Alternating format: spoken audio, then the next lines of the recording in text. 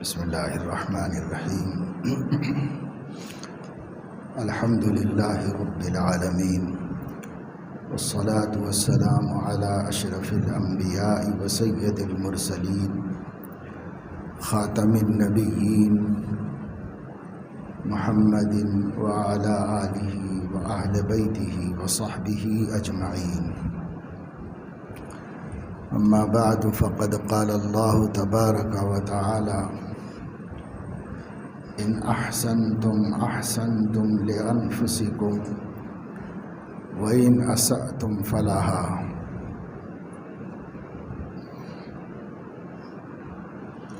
صدق اللہ العظیم۔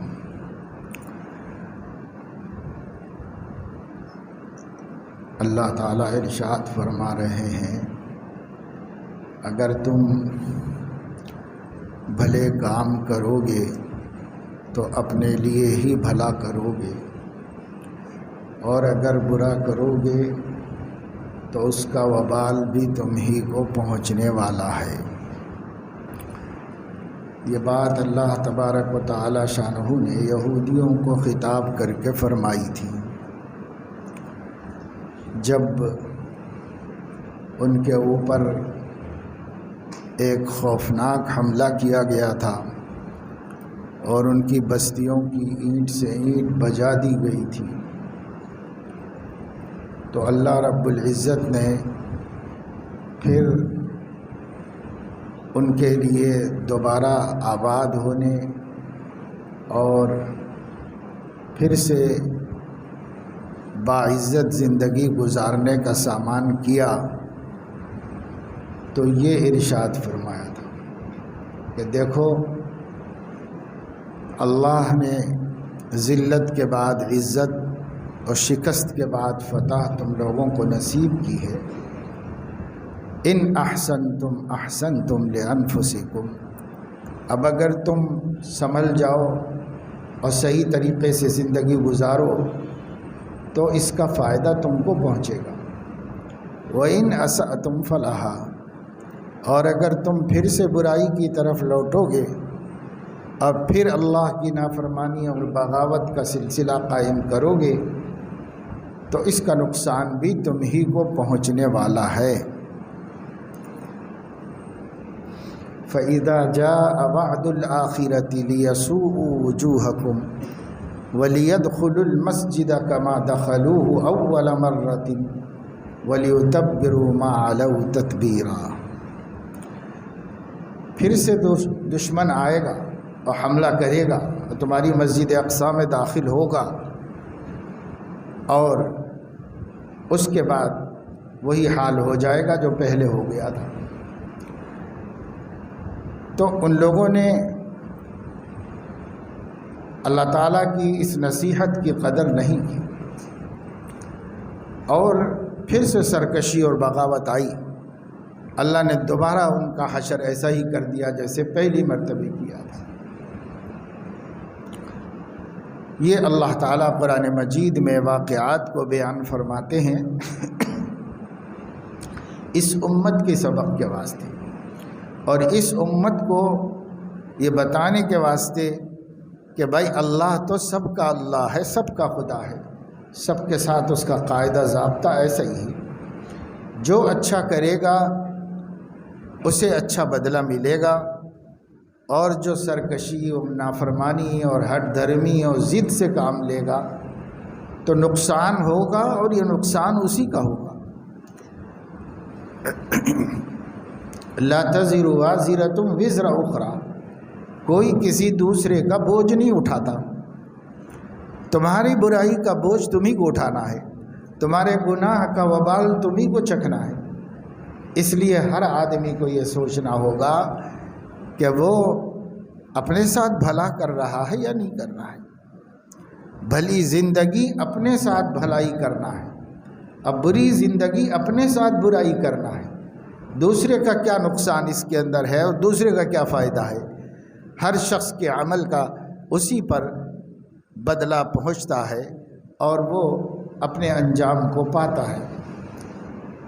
اس لیے مسلمانوں کو قرآن مجید میں اللہ تعالیٰ پچھلے زمانے کے لوگوں کے قصص و واقعات سنا کر تنبیہ کرنا چاہتا ہے کہ وہ غلطی تم مت کرو جس کی وجہ سے پہلے زمانے کے لوگوں پر خدا کا عذاب آیا ہے، اور اللہ رب العزت نے اپنے دشمنوں کو ان کے اوپر مسلط کر دیا ہے، حالانکہ وہ اللہ کے مسلمان بندے تھے، ان پر اللہ تعالیٰ نے دشمنوں کو مسلط فرما دیا۔ آج بھی ہم مسلمان بندے ہیں اللہ تعالیٰ کے، اللہ تبارک و تعالیٰ شانہ پر ایمان لائے ہیں، ہم نے سیدنا محمد الرسول اللہ صلی اللہ علیہ وسلم کو رسول مانا ہے، لیکن اگر ہم اپنے حالات کو خود دیکھیں گے، اپنی زندگی کا جائزہ لیں گے تو ہمیں سمجھ میں آئے گا کہ گویا نہ ہم نے اللہ کو اللہ مانا ہے اور نہ محمد صلی اللہ علیہ وسلم کو اپنا رسول مانا ہے۔ ہماری عملی زندگی یہ بتاتی ہے کہ کوئی ہمارا خدا نہیں ہے۔ ہمارا غرور، ہماری ہٹ دھرمی، ہماری انانیت، رعونت، اپنے چلانے کی فکر، یہاں تک کہ جب اپنی خواہش کے مطابق مقابلے میں اللہ کی بات آ جائے تو اسے بھی رد کر دینا، جب ہماری چاہت کے مقابلے میں نبی کا حکم آ جائے تو اسے بھی رد کر دینا، تو کیا ہم نے کوئی خدا مانا ہے؟ اگر ہم نے خدا مانا ہوتا تو اس خدا کے سے ڈر لگتا، اس کا کہنا مانتے، اس کی اطاعت کرتے، اس کی فرما برداری کرتے، ہر طریقہ دنیا کا اختیار کرنے تیار ہیں، لیکن نبی اکرم صلی اللہ علیہ وسلم کے خلق کریم اور ان کے طریقوں کو اپنے لیے پسند کرنے کے لیے ہم تیار نہیں ہیں، تو کیا ہم نے ان کو رسول مانا ہے؟ اگر مانا ہے تو رسول سے بڑھ کر ہمارے لیے اسوہ حسنہ کون ہو سکتا ہے؟ رسول سے بڑھ کر ہمارے لیے اتباع کرنے کے لائق کون ہو سکتا ہے؟ اگر مانا ہے کہ نہیں مانا ہے، ہم اپنے آپ میں غور کریں، اپنے ضمیر سے سوال کریں کہ کیا اللہ کو اللہ مانا ہے؟ اپنا رب، اپنا حاکم، اپنا خالق و مالک، پیدا کرنے والا اور مرنے کے بعد اٹھائے جانے والا مانا ہے ہم؟ اگر مانا ہے تو اس کا اثر زندگی میں ہونا چاہیے، اس کا اثر دکھائی دینا چاہیے۔ حضور اکرم صلی اللہ علیہ وسلم کو رسول ماننے کا کیا مطلب ہے؟ رسول ماننے کا مطلب یہ ہے میں اپنی زندگی پوری ان کے مطابق گزاروں گا، یہ ہے رسول ماننا۔ وہ میرے لیے اللہ کی طرف سے بھیجے گئے ہیں، وہ مجھے یہ دکھانے آئے ہیں کہ جینا کیسے چاہیے، وہ مجھے یہ بتانے آئے ہیں کہ اللہ کی زندگی کو پسند کرتا ہے، کون سے اعمال اللہ کے پسندیدہ ہیں اور کون سے اعمال ناپسندیدہ ہیں، اور نبی کہے کے واسطے آئے۔ نبی حکمرانی کرنے نہیں آئے، نبی بادشاہی کرنے نہیں آئے، نبی اللہ کی بندگی کر کے عبادت کر کے چلے جانے کے واسطے نہیں آئے۔ نبی کو نبی اور مبعوث اور رسول اس لیے کہا جاتا ہے کہ وہ بندوں کے لیے ایک نمونہ لے کر آئے، زندگی گزارنے کا ایک نمونہ لے کر آئے ہیں۔ ہم انہیں رسول مانتے ہیں، ایمان لاتے ہیں کہ یہ ہمارے رسول ہیں، تو یہ کہتے ہیں ہم دوسرے لفظوں میں کہ بھائی اب ہم زندگی اپنے رسول کے مطابق گزاریں، کیونکہ ہم نے رسول مانا ہے۔ جب مانا ہے تو وہی ہمیں پسند ہے اور انہی کے مطابق زندگی گزارنا ہے۔ تو میرے عزیزو دوستو، ایک ہے ایمان لانا، سو ایمان ہم لوگ لا چکے ہیں، اللہ کو اپنا رب مانتے ہیں اور معبود مانتے ہیں، عبادت کے لائق مانتے ہیں اللہ تعالیٰ کو، اور رسول اللہ صلی اللہ علیہ وسلم پر بھی ایمان لائے ہیں، انہیں اللہ کا رسول، آخری نبی، ہادی برحق مانتے ہیں۔ لیکن جب ہم اپنے عمل پر نظر ڈالیں گے تو ہمارا عمل، ہماری زندگی، ہماری خودرائی اور ہماری منمانی یہ بتاتی ہے کہ نہ ہم نے کسی کو خدا مانا ہے اور نہ ہم نے کسی کو اپنا رسول اور اسوہ مانا ہے۔ ہمارا عمل یہ بتاتا ہے، ورنہ ماننے کا کیا مطلب ہے؟ ماننے کا مطلب یہ ہے کہ اللہ کے غیر کی اقتدار اپنے اوپر تسلیم مت کرو۔ اللہ کا حکم چلے گا اور اللہ کے غیر کا حکم نہیں چلے گا۔ نبی پاک صلی اللہ علیہ وسلم کا اسوہ حسنہ چلے گا، ان کے علاوہ کسی کا اسوہ ہمارے لیے نمونہ نہیں ہوگا۔ ہمارے لیے نمونہ صرف نبی پاک صلی اللہ علیہ وسلم کا اسوہ ہوگا۔ یہ ہمارا عمل بھی بتانا چاہیے، یہ ہماری زندگی سے بھی ظاہر ہونا چاہیے، تبھی جا کر کے ہم سچے پکے مسلمان بنیں گے۔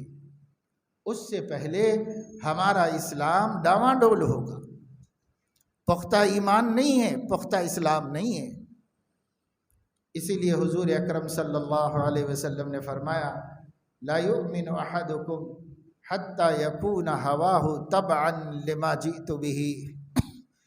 کوئی شخص اس وقت تک کامل مسلمان نہیں ہو سکتا، لا یؤمن احدکم، تم میں سے کوئی مومن نہیں ہے، کب تک نہیں ہے؟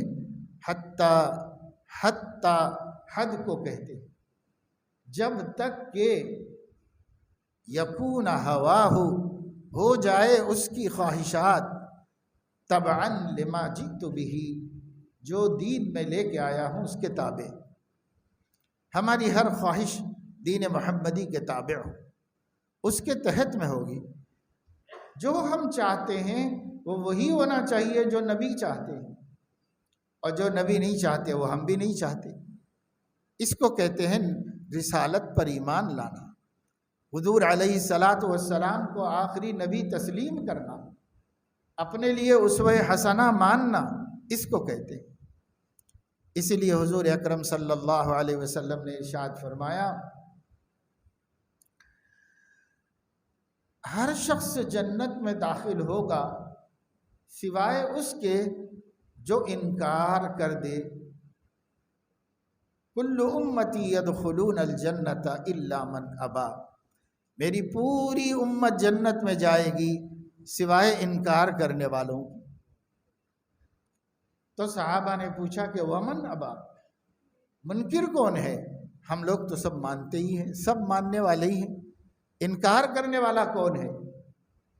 اور جو کافر ہیں وہ تو جہنمی ہیں، سب کو پتہ ہے۔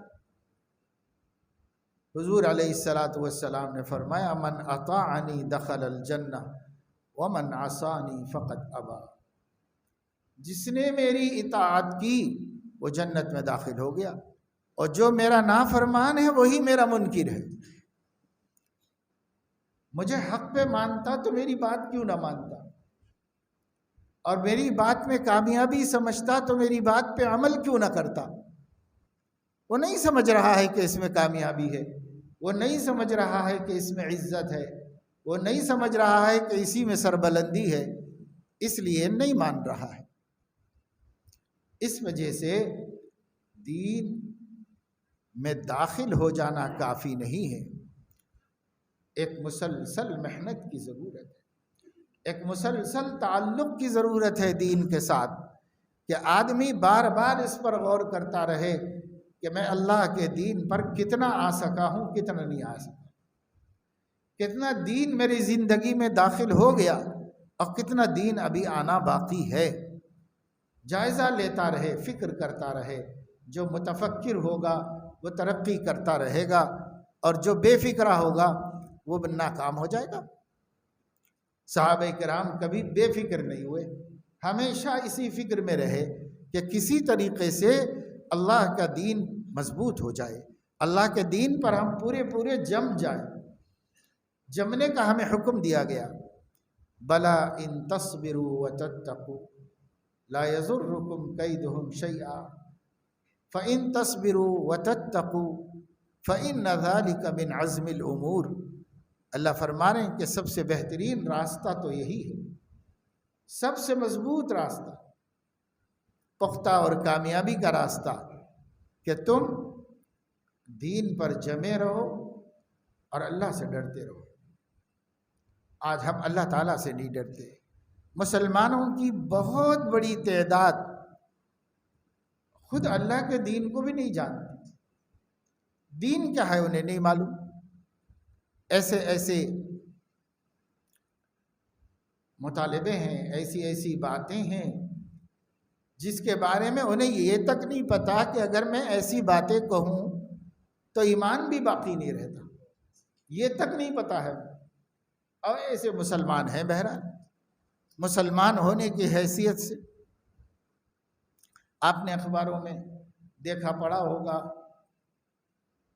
کہ سپریم کورٹ نے ایک کیس کو دسہرے کے بعد سننے کے لیے کہا ہے کہ دسہرے کے بعد اس کو تعطیلات ہیں، تعطیلات ختم ہونے کے بعد کورٹ کی ہم اس مسئلے پر کیس کو دیکھیں گے، سنیں گے۔ کیس کیا ہے؟ کیس یہ ہے کہ بھائی اسلام کے اندر جو ایک سے زائد نکاح کرنے کی اجازت ہے اسے منسوخ کیا جائے، اسے ختم کیا جائے۔ وہ ظلم ہے، وہ زیادتی ہے، اسے ختم کیا جائے۔ کیس کو داخل کرنے والے کون ہیں؟ تو کیس کو داخل کرنے والی ایک اچھی خاصی پڑھی لکھی مسلمان کہلائی جانے والی خاتون ہے۔ اب عدالتوں میں اسلام کو مٹانے کے لیے، اسلامی احکامات کو منسوخ کرنے اور ختم کرنے کے لیے مسلمان خود جا رہا ہے۔ مسلمان خود جا کر غیر مسلم عدالت سے یہ کہہ رہا ہے کہ آپ اسلام پر پابندی لگاؤ، پرسنل لا بورڈ پر پابندی لگاؤ۔ بورڈ میں جتنے مسائل اسلامی باقاعدہ طور پر حکومتوں سے منوائے گئے ہیں کہ یہ خالص اسلامی اصول ہیں، اس میں ہم آپ کے ساتھ کوئی ساجھا نہیں کر سکتے، اس کو ختم کیا جائے۔ کوئی ملک کے اندر امتیاز نہ رکھا جائے، کسی کا کوئی پرسنل حکم نہ ہو، سب لوگوں کو ایک قانون کا پابند بنایا جائے۔ یہ تو RSS چاہتی ہے اور 100 سال سے چاہتی ہے، لیکن اس کو لے کے جا کون رہا ہے عدالتوں میں؟ جا رہے ہیں مسلمان۔ یوں حقیقت میں اگر ان کا بیک گراؤنڈ نکالا جائے تو وہ کیا ہیں اللہ ہی بہتر جانتا ہے۔ لیکن آج جیسے اخبار میں نے دیکھا کہ ایک BJP کی رکن ہے اتر پردیش میں، اور مسلمان کہتی ہے اپنے کو، اس نے بھی اپنے گھر کے اندر گنیش کی مورتی بٹھائی ہے اور اس کے سامنے سر پہ پلو اوڑھ کر بڑے ادب سے بیٹھی ہوئی ہے۔ اس کا تصویر اور اس کی خبر پورے ملک تو میں میڈیا تو یہی سب چیزیں پھیلا رہا ہے، اس کو چلا دیا اور اس کا بیان لیا گیا تو وہ یہ کہہ رہی ہے کہ میں تمام مذاہب کو ایک نظر سے دیکھتی ہوں، میں سب تہوار مناتی ہوں، میں یہ کرتی ہوں، میں وہ کرتی ہوں۔ تو کر کے تو مسلمان بھی باقی نہیں ہے، تو کیوں مسلمان کہتی ہے اپنے کو؟ پر وہ کہہ رہی ہے میں مسلمان ہوں اور میں سب کرتی ہوں۔ یہ مسلمانوں کی جہالت کی انتہا ہے، اور ایسی حرکتیں پڑھے لکھے لوگ بہت آرام سے کر رہے ہیں، حالانکہ تعلیم یافتہ ہیں، کورٹ میں جا رہے ہیں، دلائل پیش کر رہے ہیں، پڑھے لکھے ہیں، ان پڑھ جاہل نہیں، جا کر کے پیش کر رہے ہیں کہ صاحب یہ غلط ہے، یہ غلط ہے، اسے ختم کرنا چاہیے۔ تو اسلام کو مٹانے کے لیے دشمنان اسلام کافی نہیں تھے کہ مسلمان خود بھی کھڑا ہو گیا ہے اسلام کو مٹانے کے واسطے۔ ایک ایک حرکت مسلمانوں کی، ان کی جہالت کی اور دین سے دوری کی اور اسلام سے بے خبری کی علامت بن گئی۔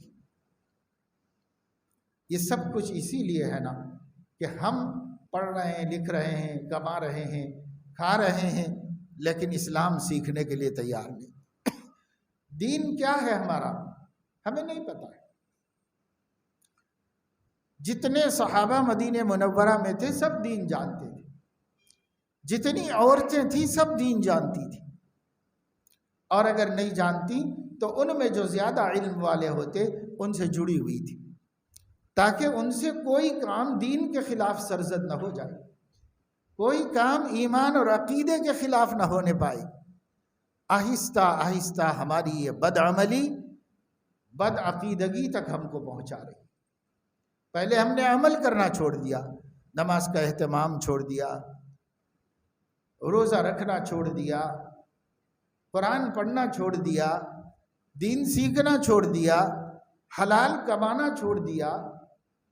ایک ایک عمل چھوڑتے چھوڑتے اب عقیدہ بھی ہم چھوڑنے پر آ گئے ہیں کہ صاحب یہ عقیدے کی کوئی اہمیت نہیں، اس عقیدے کی کوئی اہمیت نہیں۔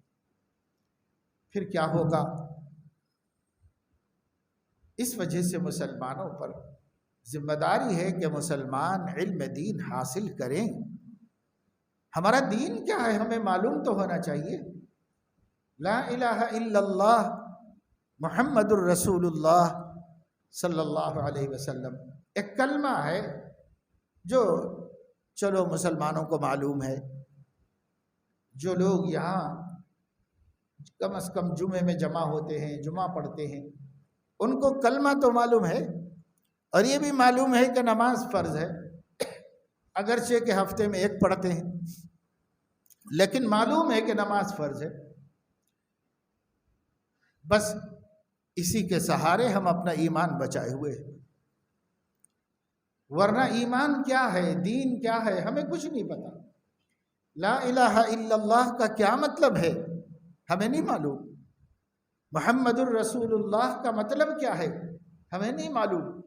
ہمیں بہت سے بہت الفاظ معلوم ہوں گے، بہت سے بہت اس کے معنی معلوم ہوں گے، تو کیسے پکے مسلمان ہو جائیں گے، سچے مسلمان؟ دین سیکھنے کی ضرورت ہے، دین سیکھنے کی چیز ہے، اس کے پیچھے تھوڑا وقت لگانا پڑتا ہے۔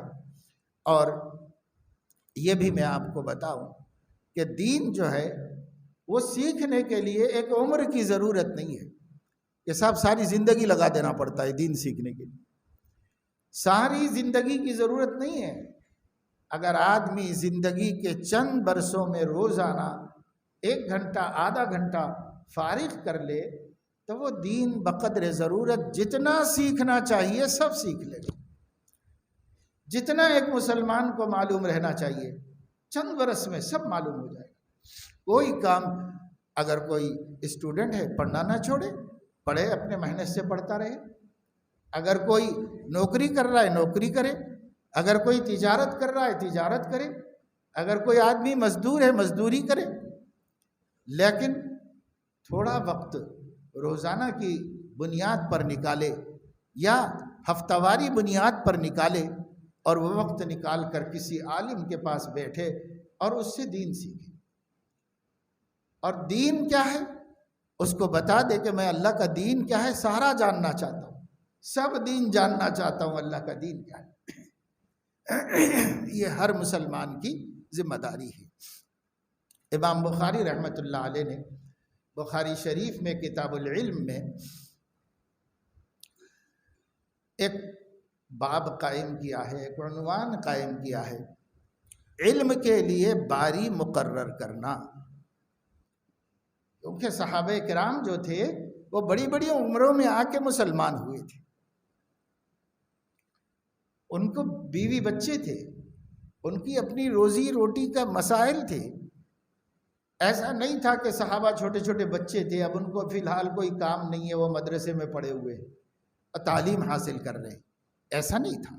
جو بھی مسلمان ہوتا وہ اچھی خاصی عمر میں مسلمان ہوتے تھے، گھر دار والے تھے، بال بچوں والے تھے، ماں باپ اور بہنوں کی پرورش کرنے والے تھے، ایسے لوگ تھے، تو ظاہر ہے کہ وہ زیادہ وقت تو وہ نہیں دے سکتے تھے، مگر علم سب حاصل کرتے تھے۔ حضرت عمر رضی اللہ تعالیٰ عنہ فرماتے ہیں کہ میں اوالی میں رہتا تھا۔ اوالی جو ہے مدینہ منورہ کی جو مسجد نبوی شریف ہے اس سے بلندی کی طرف جو محلے ہیں وہ اوالی کہلاتے ہیں، اور نیچے کی جانب جو محلے ہیں وہ سوافل کہلاتے ہیں۔ تو میں اوالی میں رہتا تھا، یعنی مسجد نبوی سے ذرا فاصلے کے محلے میں رہتا تھا، اور حضرت عمر بال بچے والے تھے، ان کو اپنی روزی روٹی کا بھی مسئلہ تھا، تو اپنا کاروبار کرتے تھے۔ حضرت عمر رضی اللہ تعالیٰ عنہ فرماتے ہیں میں نے اپنے بازو گھر والے پڑوسی انصاری بھائی سے بات کی اور بات کر کے ہم دونوں نے جوڑی بنا لی،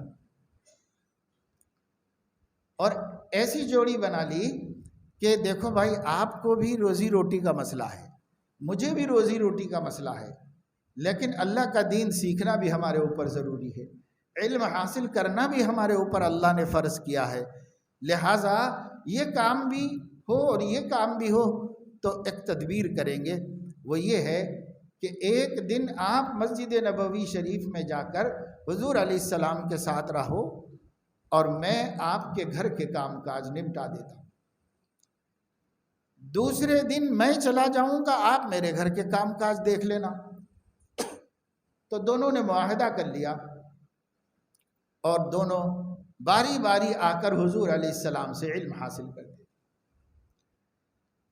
جب یہ علم حاصل کر کے جاتے تو شام کو اپنے ساتھی کو سب سکھا دیتے جو دن بھر سیکھ کے آئے تھے۔ اب دوسرے دن حضرت عمر آتے اور وہ دن بھر جو کچھ سیکھا تھا شام میں جا کر کے اپنے ساتھی کو سکھا دیتے تھے۔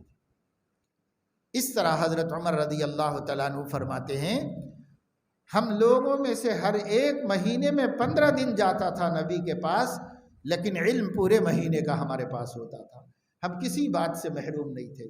جو واقعہ پیش آیا، جو آپ نے ہدایت دی، جو آپ نے وحی سنائی، جو آپ نے مسئلہ بتایا، جو آپ نے لوگوں کو سمجھایا، جو پیش آیا مسجد نبوی شریف میں، وہ سب پہنچ جاتا تھا یہ ساتھی کے پاس، اور اس کا پہنچ جاتا تھا وہ ساتھی کے پاس۔ یہ تو وہ لوگ ہیں جن کو فرصت نہیں تھی، پھر بھی انہوں نے علم حاصل کرنے کا طریقہ بنایا اور نکال لیا۔ آج ہم میں بہت سے ایسے ہیں جن کو بے پناہ فرصت ہے، بالکل اوقات بیکار جا رہے ہیں، نہ دین کے نہ دنیا کے۔ بسا اوقات ہمارا زندگی کے لمحات کا حال یہ ہے جس کے بارے میں مسل مشورے کے لیپنے کا نہ تھوپنے کا، کسی کام کا نہیں ہے وقت ہمارا، ایسے بیکار جا رہا ہے، نہ دنیا ہی کمایا نہ دین، لیکن پھر بھی دین سیکھنے کے لیے تیار نہیں، پھر بھی علم حاصل کرنے کے لیے ہم تیار نہیں، یوں بیکار رہیں گے، زندگی برباد کریں گے مگر علم نہیں حاصل کریں گے۔ یہ سنگ دلی ہے، دل سخت ہو جاتے ہیں تو آدمی کو اچھی بات بری لگتی ہے، وہ بری بات اچھی لگتی ہے۔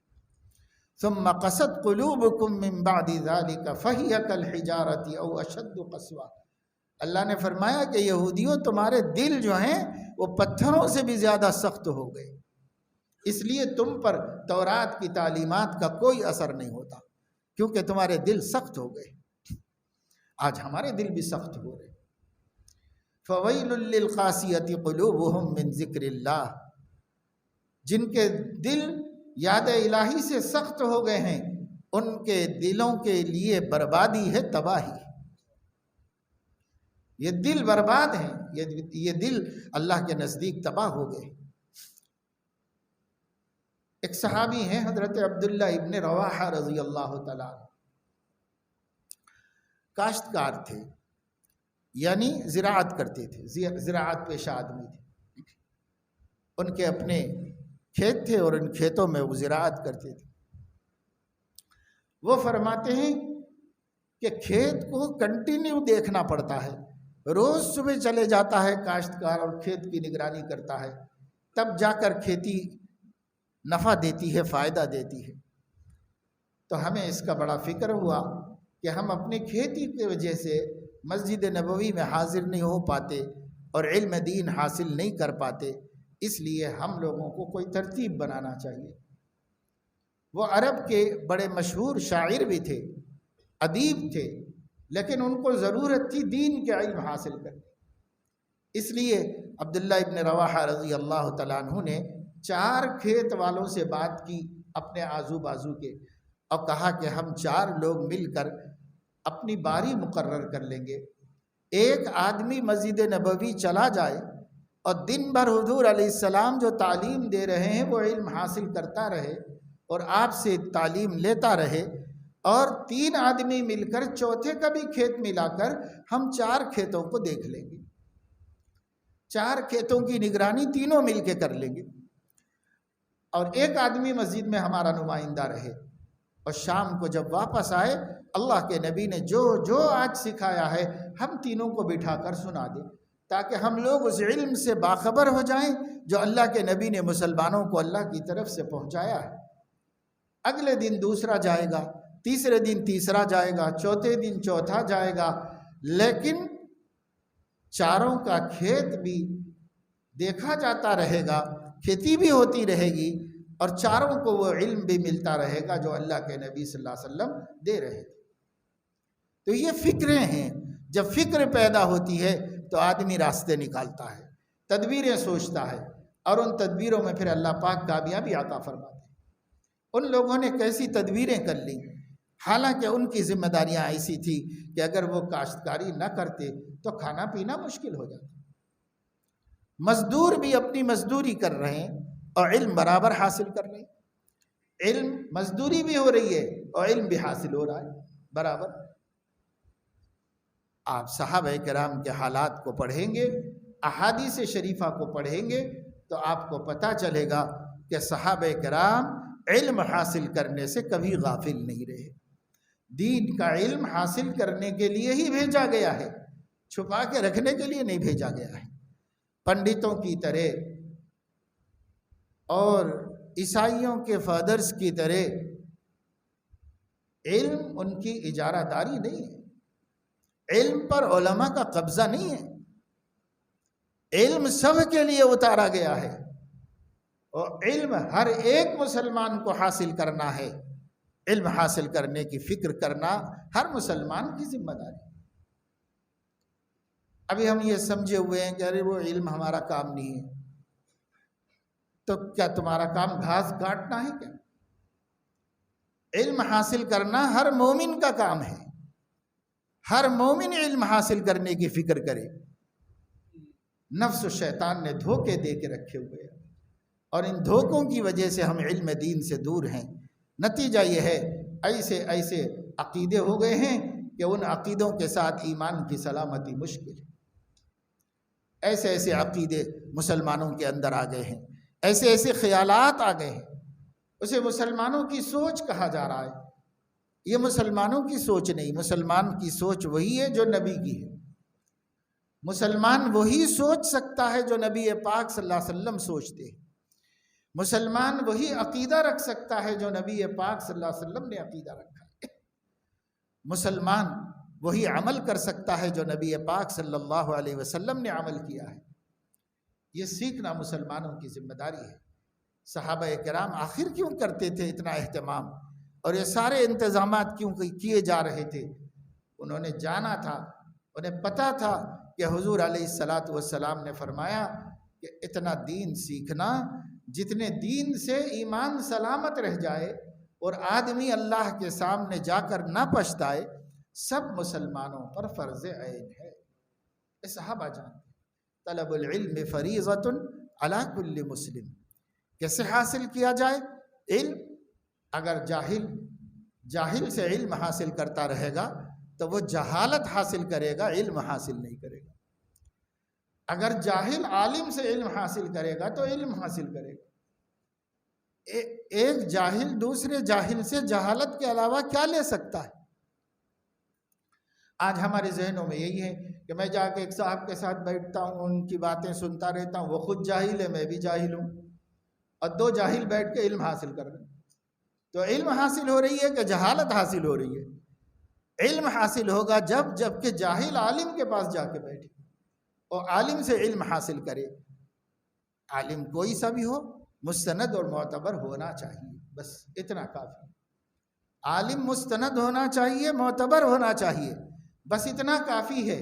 کوئی ہو مگر علم تو حاصل کرو عالم ہی سے علم حاصل کرو۔ جو شخص کتنا ہی نیک ہو، کتنا ہی دیندار ہو، نمازی ہو، حاجی ہو، داعی ہو، اور کتنا ہی پرہیزگار متقی ہو، اگر عالم نہیں ہے تو اس سے مسئلہ نہیں پوچھا جاتا، اس سے دین نہیں سیکھا جاتا، اس سے دین سیکھنا جائز نہیں ہے، اس کے پاس دین کا مسئلہ لے کے جانا بھی جائز نہیں ہے۔ پوچھنے والا بھی گنہگار ہوگا، بتانے والا بھی گنہگار۔ علم عالم کے پاس ہے۔ وہاں جا کے پوچھو، وہاں سے حاصل کرو، وہاں سے معلوم کرو علم کو۔ ہاں تقویٰ متقی سے سیکھو، پرہیزگاری پرہیزگار سے سیکھو، عبادت عبادت کرنے والے سے سیکھو، اللہ سے ڈرنا اللہ سے ڈرنے والے سے سیکھو۔ لیکن اس سے آپ مسئلہ نہیں پوچھ سکتے، اس سے آپ فتویٰ نہیں لے سکتے، کیونکہ وہ جاہل ہے، وہ آپ کو علم نہیں دے سکتا۔ خود روشنی نہیں ہے تو دوسرے کو روشنی کیسے بانٹے گا وہ؟ یہ فرق مسلمان سمجھ نہیں رہے۔ اس کے نتیجے میں تھوڑی بہت جو جانکاریاں آ رہی ہیں، وہ جانکاریاں بھی الٹے مصیبت بن رہی ہیں، نقصان کا سبب بن رہی ہیں، دین کو الٹا اور آگ لگا رہی ہے اور نقصان پہنچا رہی ہیں۔ یہ معلومات جو ہم کو حاصل ہو جا رہی ہیں جہلا سے، غیر علماء سے جو معلومات حاصل ہو رہی ہیں، یہ معلومات الٹا ہمارے رہے سہے دین کو بھی برباد کر رہی ہیں، رہے سہے عقیدے کو بھی خراب کر رہی ہیں۔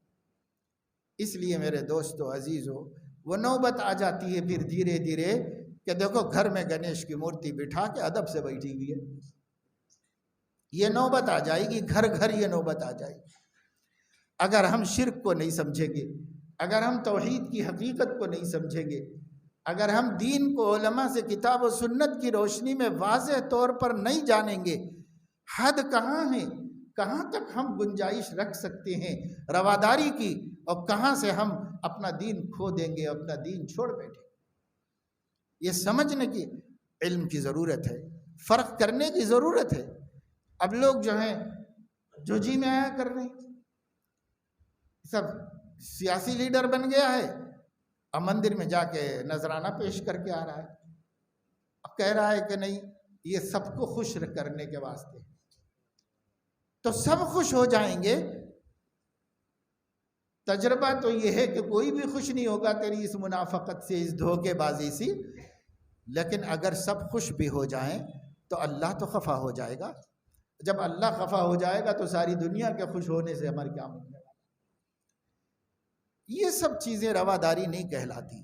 اپنے دین کی سرحد کو پہچانو، اپنے دین کی حد کہاں تک ہے، اس کے آگے ہم قدم نہیں نکال سکتے۔ اس کے اندر لوگوں کی خدمت کرو، لوگوں کا دل جیتو، لوگوں کو خوش کرو، انسانیت کے لیے رحمت بنو اپنے دائرے کے اندر۔ اگر ہم دائرہ بھی چھوڑ دے رہے ہیں تو اس جینے سے تو مر جانا بہتر ہے انسان کا۔ کیا کرے گا بے ایمان بن کے جی کے؟ اس سے تو مر گیا تو بہتر تھا ایمان کی حالت میں۔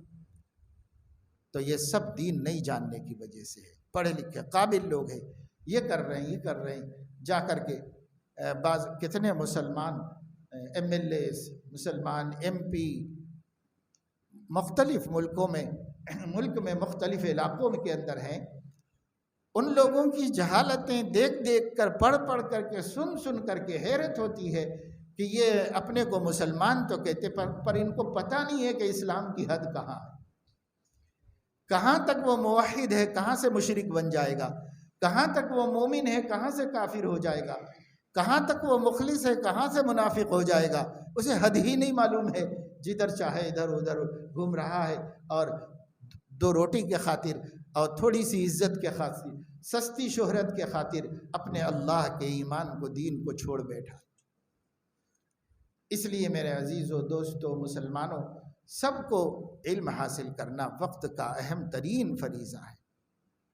ہر دور میں یہ اہم فریضہ تھا، اس دور میں حالات بتا رہے ہیں اور بھی زیادہ ضروری ہے کہ مسلمان جلد سے جلد علم دین حاصل کر لیں اور جلد سے جلد ضروریات اسلام کے بارے میں واقف ہو جائیں، عقیدوں کو صحیح طریقے سے سمجھ لیں، ورنہ یہ عقائد پر آنے والا ایک سیلاب ہمارے عقیدوں کو بہا کے لے جائے گا اور ہم اس سے بچ نہیں پائیں گے۔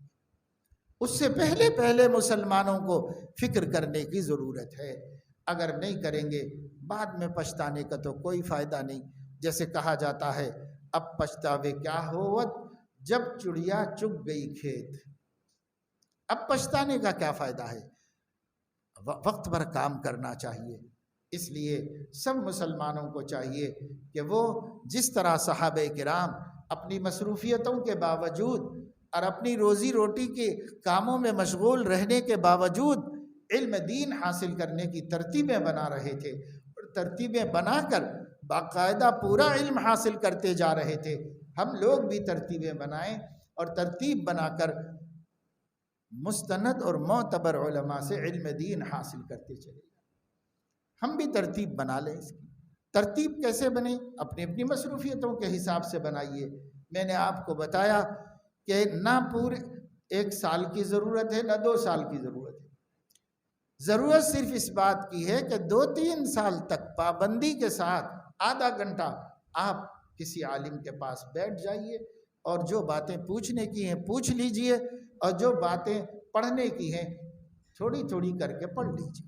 بس 1 برس بھی کافی ہے، 2 برس بھی کافی ہے۔ اگر آپ روز آنا دیں اور روز نہ دیں، ہفتہ واری دے دیجئے، اتوار کو 1 گھنٹہ دے دیجئے، اتوار کو 1 گھنٹہ دیں تو انشاءاللہ 2 سال میں ضرورت سب بہت دن ہوتے ہیں، لیکن ہم چاہتے نہیں ہیں کہ کچھ سیکھیں کچھ کریں۔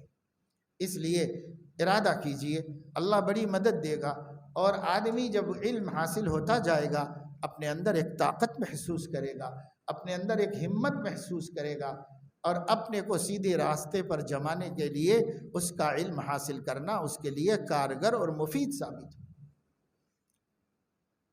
بشرطے کہ وہ علم حاصل کرے۔ نہیں تو بھائی جس اندھیرے میں ہم جی رہے ہیں اس اندھیرے کو ہی دین سمجھتے رہیں گے، اور اسی پہ ہم مر جائیں گے اور ہمیں دین کی حقیقت کا پتہ نہیں چل سکے گا۔ اللہ تعالیٰ اپنے فضل و کرم سے ہمیں اس غفلت سے بچائے، محفوظ رکھے، اور کم از کم ملک میں جو حالات چل رہے ہیں ان حالات کی روشنی میں اور عالمی اعتبار سے جو الحاد بڑھتا چلا جا رہا ہے اس کی روشنی میں ہم مسلمان سمجھدار، سنجیدہ، پڑھے لکھے، کم سے کم ہم تو اپنے دین کا علم حاصل کر لیں، اتنا کہ ہم اس دھارے میں بہنے نہ پائیں اور ہم کسی گمراہی کے اندر مبتلا نہ ہونے پائیں۔ اس کے واسطے اس کا ارادہ کیجئے، کوشش کیجئے۔ اللہ تعالیٰ توفیق دیتا ہے، چاہنے والوں کو ہر نعمت عطا فرماتا ہے۔ اگر ہم چاہیں گے ہمیں بھی اللہ پاک علم سے سرفراز فرمائے گا۔ آمین وآخر دعوانا الحمدللہ۔